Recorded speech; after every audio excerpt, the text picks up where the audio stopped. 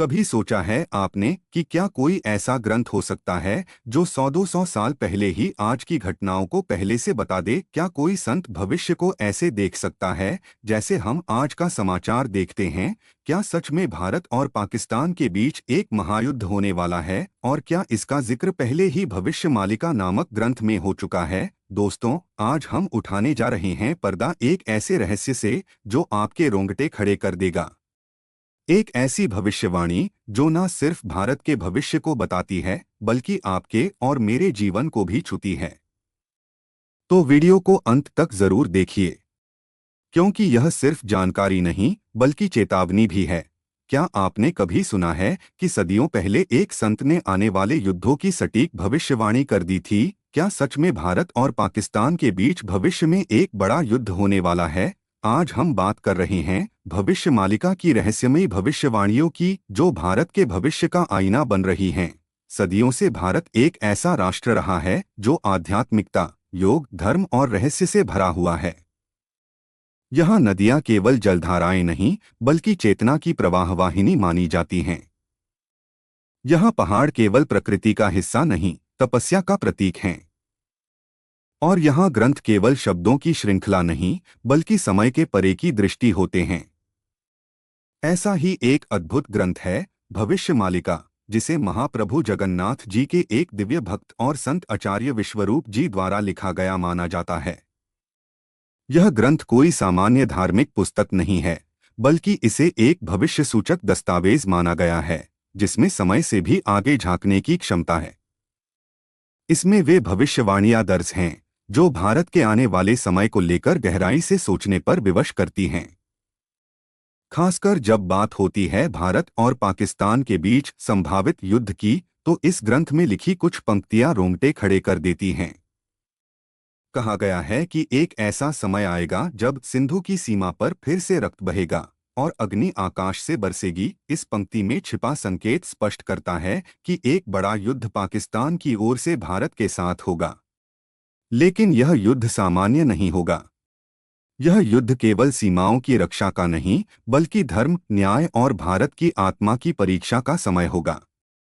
इस भविष्यवाणी में उल्लेख है कि उस समय भारत भीतर से भी अस्थिर होगा, राजनीति दिशाहीन होगी, जनता भ्रमित होगी और तब शत्रु भारत को कमजोर समझकर हमला करेगा।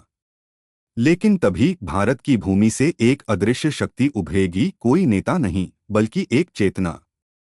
यह चेतना भारतवासियों के भीतर साहस और एकता की अग्नि जगा देगी।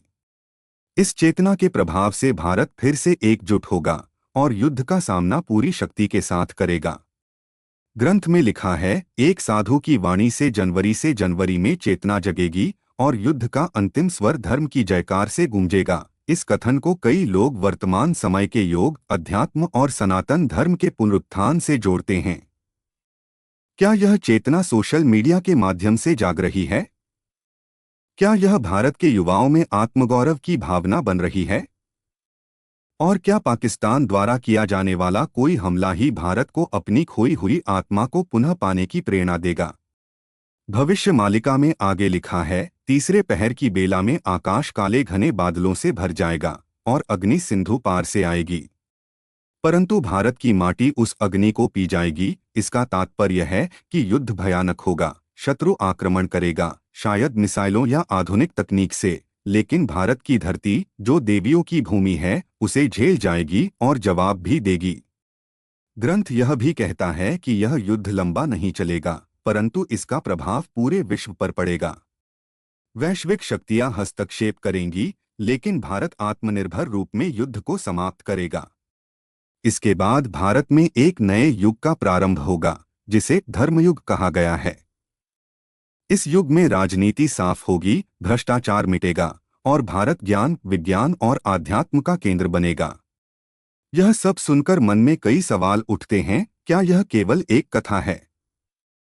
क्या सच में कोई ग्रंथ ऐसा हो सकता है जो सैकड़ों साल पहले आज की घटनाओं का सटीक वर्णन कर सके? लेकिन जब हम देखते हैं कि भविष्यमालिका में 2020 की महामारी, विश्व में बढ़ते तनाव, भारत में राजनीतिक अस्थिरता और सामाजिक बिखराव की भी भविष्यवाणी थी, तो हम इसे पूरी तरह से खारिज नहीं कर सकते। ग्रंथ में यह भी लिखा है कि जब गंगा मैली होगी और धर्म का व्यापार होगा, तब ही युद्ध का शंखनाद होगा। क्या यह समय आ चुका है? क्या हम उस मोड़ पर खड़े हैं जहां भविष्य मालिका की बातें सत्य होती जा रही हैं? और यदि हाँ, तो हमें अब क्या करना चाहिए? हमें भारत की चेतना को जगाना होगा।